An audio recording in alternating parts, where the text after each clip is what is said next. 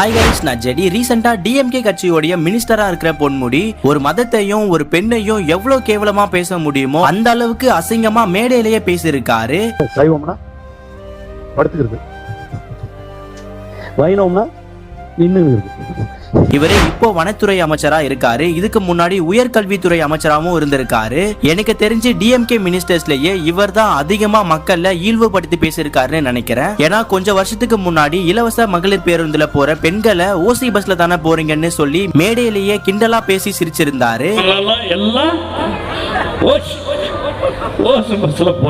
ரீசெண்டா இப்போ அவர் கேவலமா பேசினதுக்காக டிஎம்கே கட்சியில இருக்கிறவங்களே அவருக்கு எதிர்ப்பு தெரிவிச்சுக்கிட்டு இருக்காங்க. இந்த மாதிரி பெண்களையோ மதங்களையோ அசிங்கமா பேசுறவங்க மேல இப்ப புதுசா வந்திருக்கிற பிஎன்எஸ் செக்ஷன் 79 படியும் 299 படியும் அவங்க மேல கேஸ் ரிஜிஸ்டர் ஆக வாய்ப்பு இருக்கு. சோ அதனால அவங்களுக்கு 3 இயர்ஸ் வரைக்கும் ஜெயில் தண்டனை கிடைக்க சான்சஸ் இருக்கு. ஆனா நம்ம தமிழ்நாடு போலீஸ் இவரை அரெஸ்ட் பண்ணுவாங்களான்னு தான் தெரியல.